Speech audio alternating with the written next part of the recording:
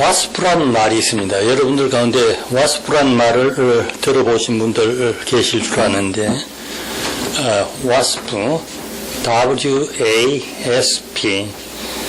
이 말은 뭐냐 할 때면, White Anglo-Saxon Protestant라는 말을, 그 머리 글자들을 떼서 쓴 단어입니다.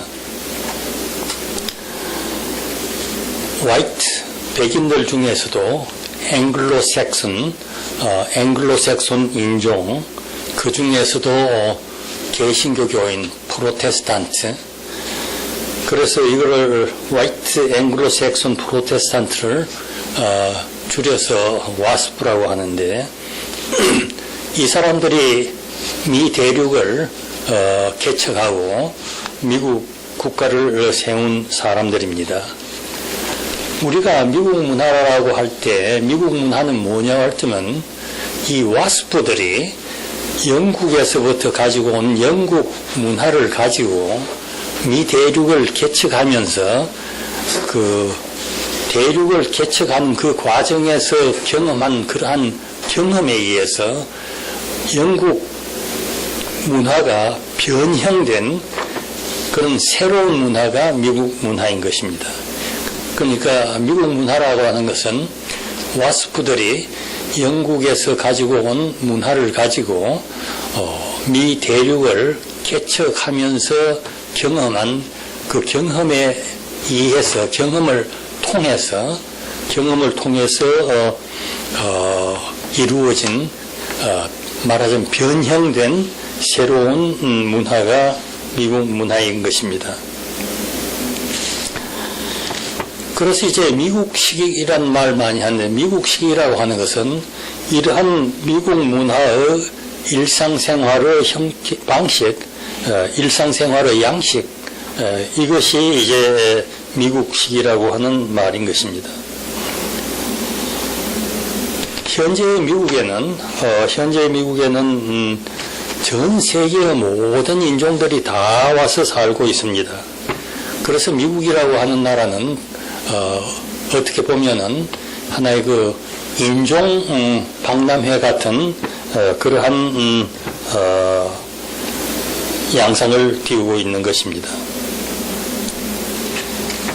그런데 미국 초기에는 주로 유럽에서 온 백인들인데 이 사람들이 빨리 동화가 됐습니다.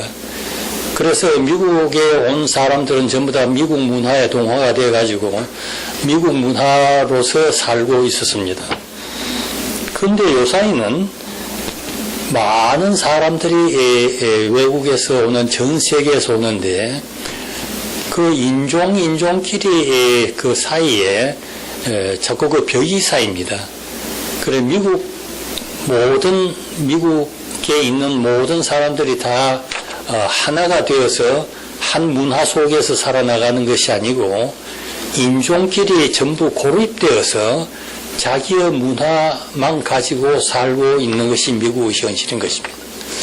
가령 예를 들어서 한국에서 미국에 이민 온 사람들이 한국 사람들과만 연락을 합니다.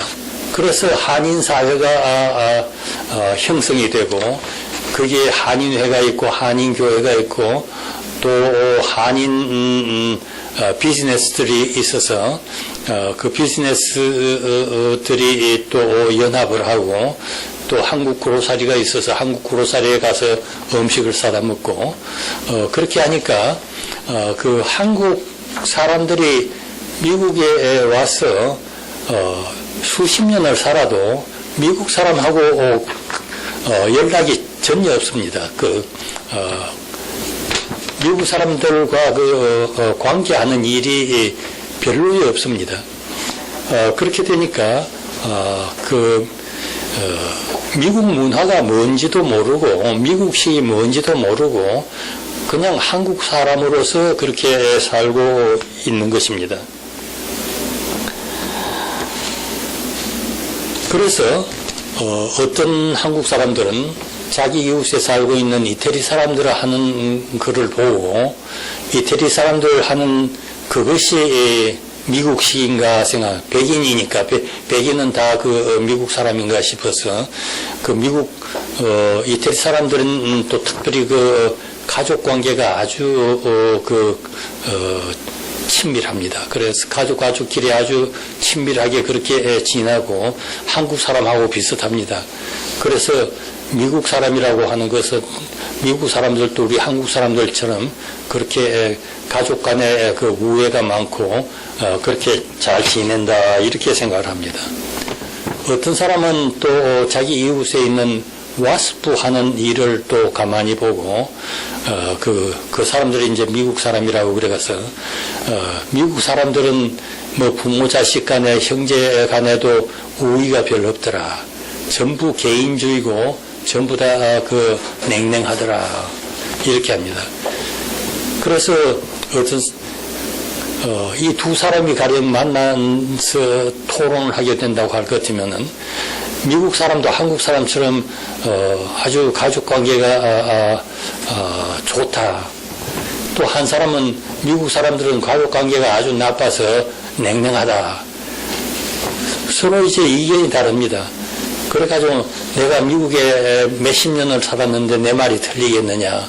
이 사람도 나도 미국에 오래 살았는데 내 말이 틀리느냐. 이렇게 시비를 하게 되는 것입니다. 옛날부터 세 사람의 소경과 코끼리라는 그 유명한 이야기가 있지 않습니까? 소경 세 사람이 이제 코끼리를 구경을 하게 되는데 코끼리의 코를 만져본 사람은 말하기를 코끼리라고 하는 것은 뱀과 같이 길고 꾸불꾸불하다. 이 사람은 코끼리의 코만 만져봤으니까 그것이 코끼리의 전체인 줄 알고 그렇게 말을 합니다. 또 두 번째 사람은 코끼리의 다리만 만져봤습니다. 그리고는 한 말이 코끼리라고 하는 것은 두툼하고 둥글다. 내가 만져봤는데 이건 틀림없다. 이렇게 말합니다. 셋째 사람은 또 말하기를 셋째 소경은 코끼리의 옆구리만을 만져봤으니까 코끼리라고 하는 것은 넓적하고 평평하다. 내가 코끼리를 만져보니까 그렇더라. 이렇게 해서 세 사람이 각각 다 자기가 본 코끼리가 다 다릅니다. 그래서 이 세 사람은 각각 자기가 본 것만을 주장을 하고 세 사람은 서로 이제 남을 거짓말한다. 남을 무식한 사람이라. 코끼리를 뭐 보지도 않고 그렇게 한다. 그렇게 말합니다. 이건 이제 자기가 본 것만이 전체인 줄을 알고 그렇게 주장을 하는 것입니다. 전체를 보지 못하고 한 일부분만 보고 말하게 되니까 이러한 억지가 생기는 것입니다. 미국식이라고 하는 것도 한 가지입니다.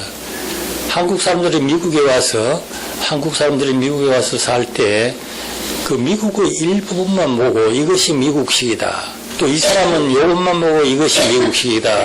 그렇게 해서 서로 이제 네가 틀렸다, 내가 맞다 이렇게 이야기들을 하는데 이건 다 틀린 것입니다. 미국 전체를 보지 못하고 일부분만 보고 그것이 전체인 줄 알기 때문에 그렇게 되는 것입니다.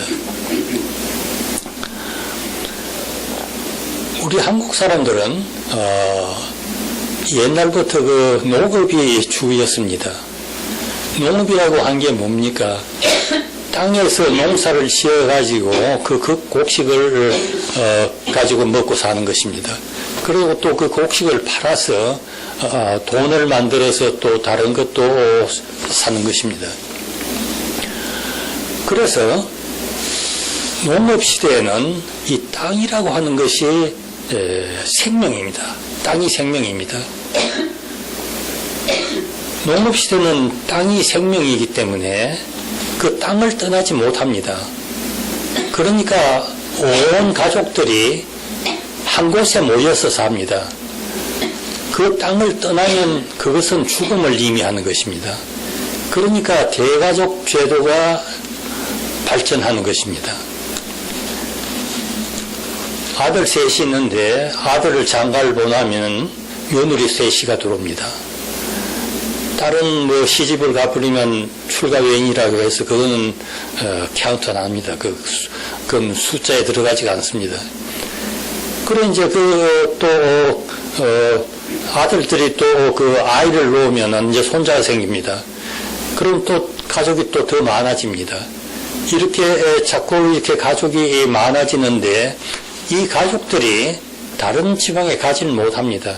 그 동네에서 살아야 됩니다. 왜냐하고 할 것 같으면 땅이 거기 있기 때문에 그 땅에서 살아야 됩니다. 그래서 이 대가족이라고 하는 것이 하나의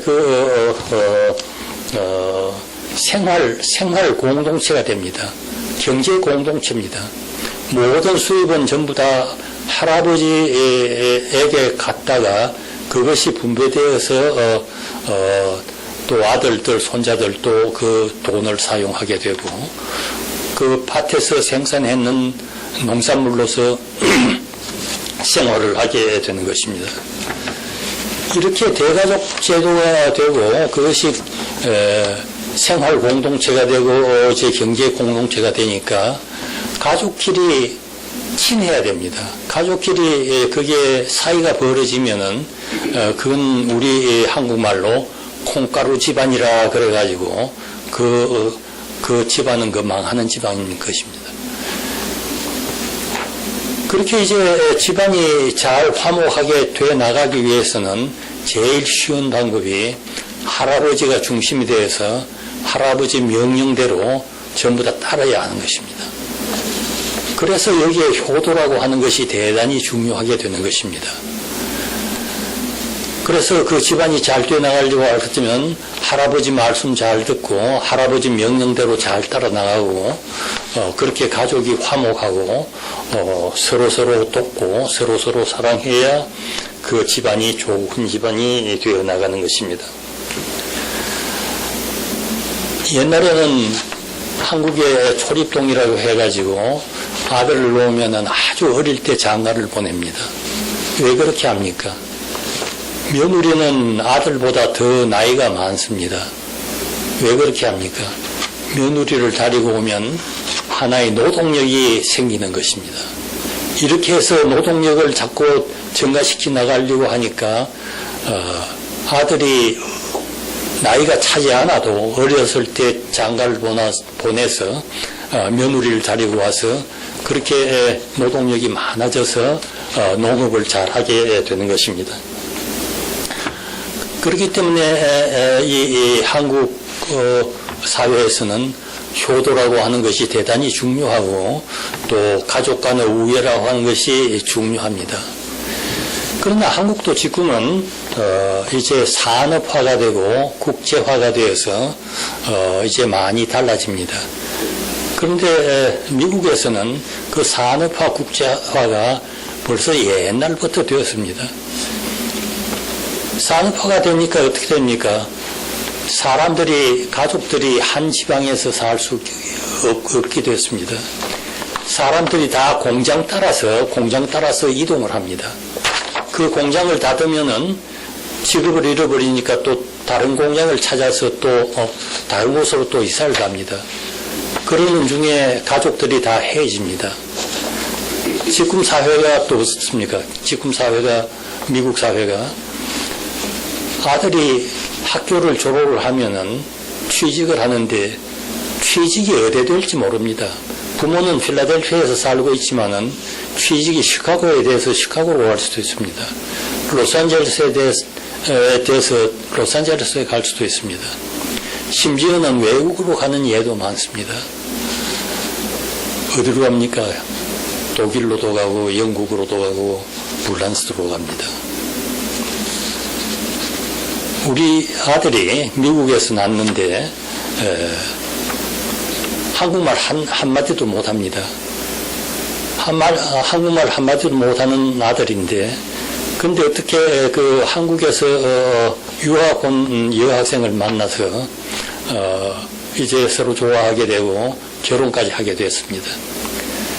근데 이제 학교를 졸업하고 미국에서 이제 직장을 가지고 몇 년 동안 살았는데, 근데 어떻게 또 한국을 가게 됐습니다.